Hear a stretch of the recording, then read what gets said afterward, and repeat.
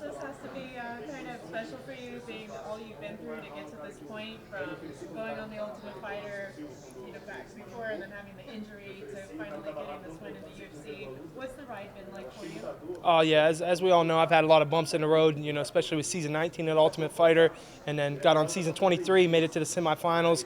My original opponent, which was Corey, fell out. I had to fight.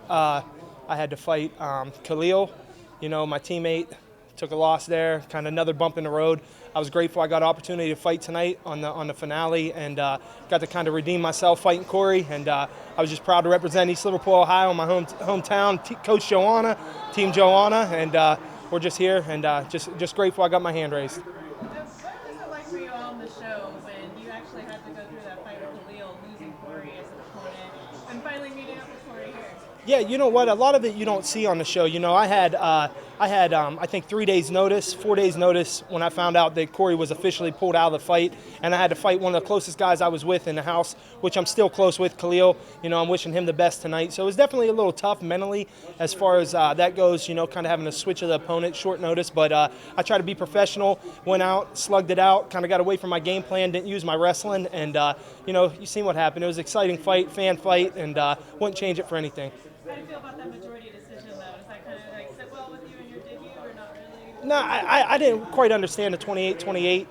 I'm not really sure what they saw there, but I shouldn't leave it in the judge's hands. Next time I'll definitely go out and get the finish.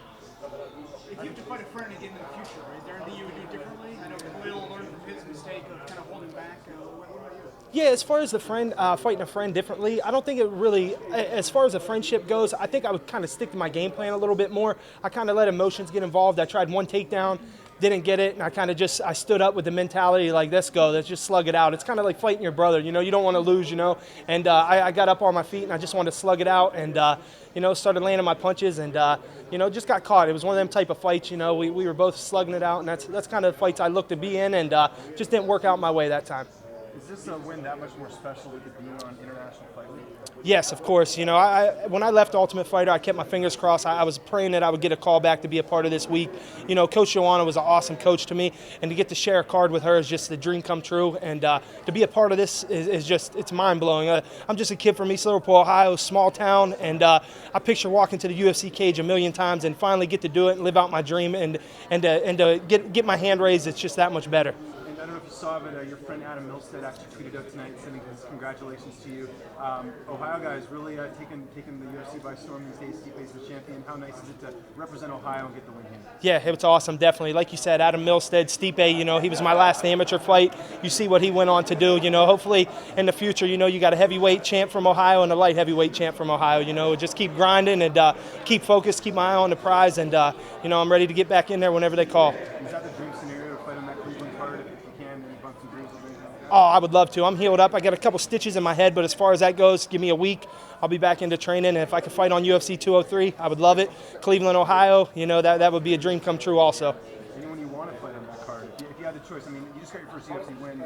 Polite guy, obviously not going to call anyone out, but is anyone kind of looking at it? No, I'm 31 years old. I've been in this sport a long time. I've probably had more amateur fights than a lot of these guys have pro fights. And I'm now 8-2 or 8-3 as a pro, and I want to work my way up as fast as possible. I'm ready to get in there with whoever they put in front of me. Don't matter short notice. It doesn't matter. I'm ready. This is my job, and I want to do it for my family, and I'll go out there and fight no matter who it is. Were you nervous when you walked out tonight? This is a big moment, big fight week. How did you handle it? Do you have any octagon jitters at all? You know what? I don't think I did. Like I told my corner guys before I went out, I fought in front of Dana. I fought in front of Lorenzo. I fought in front of my people and my family back home in East Liverpool, Ohio, and everybody else I kind of block out. You kind of get that tunnel vision when you're walking out to the cage. If I sat here and said I wasn't nervous at all, I'd be lying, though, because, obviously this is a big situation, International Fight Week. Get to fight on Coach Joanna's, the championship card, so it definitely meant a lot to me. I just try to stay focused and hone it all in and be ready to go out and compete. You mentioned Khalil. Knowing Khalil so well, the other day Andrew was saying he thinks that Khalil has too much muscle. He's going to gas early. All he knows how to do is stand up. He gets taken down. Game's over. What are your thoughts on that?